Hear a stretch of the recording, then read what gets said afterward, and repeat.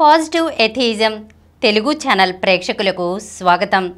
మనం గోరా నాస్తికుని జీవితం అనే పుస్తకంలో నుండి గోరా గారికి సంబంధించిన విషయాలను గురించి తెలుసుకుంటున్నాం కదా. ఈరోజు ఎపిసోడ్లో మరికొన్ని విషయాలను తెలుసుకుందాం. నాస్తిక ప్రచారం 1935-36లలో గౌతమ కళాశాల గురించి గోరా సమయమంతా వెచ్చించి తీవ్రంగా కృషి చేశారు. ఆ కృషి విజయవంతమయ్యుండినప్పటికీ కాలేజీ నిర్వహణను మిత్రులకు అప్పగించి తాను నాస్తికత్వ ప్రచారం, అస్పృశ్యత నిర్మూలనలను చేపట్టేవారు. అలాంటి ఆదర్శాలతో ఒక కళాశాల ఉండాలని మాత్రమే గోరా వాంఛ. ఈ విషయం ఇతర మిత్రులకు ఆయన ముందుగానే చెప్పారు. కళాశాల ప్రయత్నం విరమింపబడిన తర్వాత మరలా గోరా తన సమయాన్ని నాస్తిక చర్చల వైపు మళ్లించారు. 1936లో దేశమంతటా ఎన్నికలు జరిగాయి. కాంగ్రెస్ ఆ ఎన్నికలలో పోటీ చేసి ఘన విజయం సంపాదించింది. ఆ ఎన్నికలలో గోరా తన విద్యార్థులను వెంటపెట్టుకుని కాంగ్రెస్ పక్షాన తీవ్రంగా పనిచేశారు. కాంగ్రెస్ ఎన్నికలలో సాధించిన ఘన విజయానికి చిహ్నంగా 1936 డిసెంబర్లో జన్మించిన రెండవ కుమారునికి విజయం అని పేరు పెట్టారు. అంతకు పూర్వం బందరు వచ్చుటకు ఒక నెల ముందు 1934లో పుట్టిన తృతీయ కుమార్తెకు విద్య అని పేరు పెట్టారు. కాకినాడ కాలేజీ నుంచి తొలగించడంతో తాత్కాలికంగా ట్యుటోరియల్ కాలేజీ పెట్టినా విద్యారంగాన్ని వీడవలసి ఉంటుందని గోరా అనుకున్నారు. కానీ తిరిగి బందరు రావడంతో విద్యారంగంలోనే కొనసాగుతున్నందుకు సూచనగా విద్య అని పెట్టుకున్నారు. ఆ రోజులలో బందరులో ఎక్కువగా స్వాములవార్ల ఆస్తికోపన్యాసాలు జరుగుతూ ఉండేవి. అవి వేదాంత గోష్ఠులుగా ఉండేవి. వారి వాదనలు విని ప్రశ్నలు వేసి తనకు తెలియని విషయాలు తెలుసుకుందామనే జిజ్ఞాసతో గోరా వాటికి వెళ్ళేవారు. కానీ ప్రతి సందర్భంలోనూ స్వాముల వార్ల అసహనమే ఎదురయ్యేది. ఒకసారి ఒక స్వాముల వారిని గోరా బ్రహ్మ అర్థం గురించి ప్రశ్న వేశారు. దానికి ఆయన ఉగ్రుడై, "నువ్వు నాస్తికుడిలా ఉన్నావు, నీకు సమాధానం చెప్పను, ఇక్కడి నుంచి పో" అన్నారు. అందుకు గోరా, "నేను నాస్తికుడునైనప్పటికీ విషయం తెలుసుకొనవచ్చును కదా" అన్నారు. దీంతో ఆ స్వాముల వారికి మరీ కోపం ఎక్కువైంది. "నన్ను ధిక్కరించడమా" అని ఆవేశం వచ్చి, "నువ్వు పోకపోతే నేనే పోతాను" అంటూ లేచి దూరంగా వెళ్ళిపోయారు.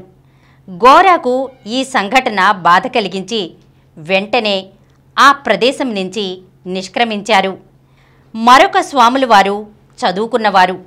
గోరా ఆయన వద్దకు వెళ్ళి, "ముందుగానే నేను నాస్తికుణ్ణి, మీతో చర్చించి నా అనుమానాలు తీర్చుకోవాలని ఉంది" అని చెప్పారు. అందుకు ఆయన సంతోషించి వారం రోజులు రోజూ రమ్మని, తర్వాత చర్చ ప్రారంభిద్దామని అన్నారు. అలాగే గోరా రోజు వెళ్ళి ఆయన ప్రవచనం విని వస్తూ ఉండేవారు. ఒక రోజున స్వాముల వారు గోరాని పిలిచి, "నేటి నుంచి ప్రారంభిద్దాం. అయితే ముందు నువ్వు నా శిష్యుడివని అంగీకరించు. నా బోధ వినడమే గాని ఎదురు ప్రశ్నలు వేటుకు వీలులేదు" అని చెప్పారు. కానీ గోరా అందుకు అంగీకరించలేదు. "నేను ముందే చెప్పాను నాస్తికుణ్ణి అని. నా అనుమానాలు ప్రశ్నించి తీర్చుకోకపోతే ఎలా" అని అడిగారు. "నాకు అందరూ సాష్టాంగ ప్రణామాలు చేస్తున్నారు. నువ్వు దూరంగా నిల్చొని నమస్కారం చేసినా నేను ఊరుకున్నాను" అన్నారు స్వాములవారు. "కావాలంటే మీకు సాష్టాంగ ప్రణామం చేస్తాను గాని ప్రశ్నించే హక్కును వదులుకోను" అని స్పష్టం చేశారు గోరా. ఈ విధంగా అది భగ్నమైంది. స్వాముల వార్లతో ఇలాంటి అనుభవాలు చాలా అయినాయి. విద్యార్థులతో గోరా ఎప్పుడూ సన్నిహితంగానే ఉండేవారు. తరచూ సెలవులలో జరిగే విద్యార్థి యువజన రాజకీయ శిక్షణా తరగతులకు వెళ్ళి నాస్తికత్వం గురించి, పరిణామ సిద్ధాంతం గురించి, వయోజన విద్య గురించి ఉపన్యాసాలు ఇస్తూ ఉండేవారు. బందర్లో విద్యార్థుల లాడ్జీలకు వెళ్ళి మూఢనమ్మకాలు, సాంఘిక దురాచారాలను ఎదుర్కోవడం, నాస్తికత్వం మొదలైన విషయాలు వారితో చర్చించేవారు.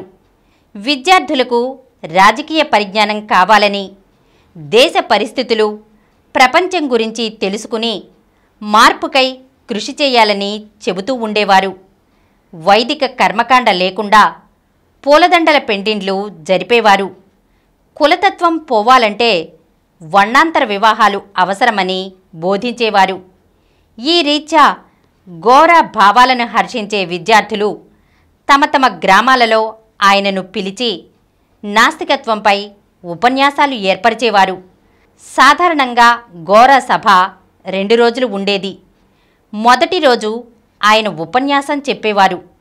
రెండో రోజు సభికుల ప్రశ్నలకు జవాబులు చెప్పేవారు. ఆస్తికులు బోధ చెయ్యడమే గాని సంశయాలు తీర్చరు. కానీ ఘోర అలా కాదు.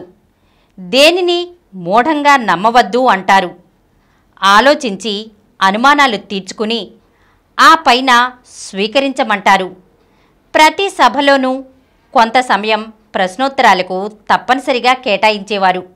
రకరకాల ప్రశ్నలు వేస్తారు కనుక ఉపన్యాసం కంటే ప్రశ్నోత్తరాలే రసవత్తరంగా ఉండేవి. ఏ ప్రశ్నకు ఏమి సమాధానం ఇస్తారోనని శ్రోతలు కూడా శ్రద్ధగా వినేవారు. అంతేకాక ప్రశ్నలు వేయుట కొరకు విషయాన్ని అర్థం చేసుకునేవారు. ఈ ప్రశ్నలలో తాత్విక ప్రశ్నల నుంచి చిలిపి ప్రశ్నల వరకు ఉండేవి. అందుకే ప్రశ్న వ్రాసి పంపితే క్రింద ప్రశ్నకర్త అడ్రసు ఘోర వ్రాయమనేవారు. ప్రతి సభలోనూ విశేషంగా ప్రశ్నలు వేయమని కోరి వాటికి సమాధానాలు చెప్పినది భారతదేశం మొత్తం మీద ఘోర ఒక్కరేనేమో. ఈరోజు మనం ఘోర గారికి సంబంధించిన కొన్ని విషయాలను గురించి తెలుసుకున్నాం కదా.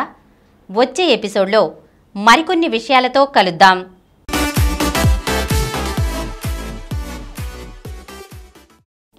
ఈ కార్యక్రమం మీకు ఎంతో నచ్చింది కదా.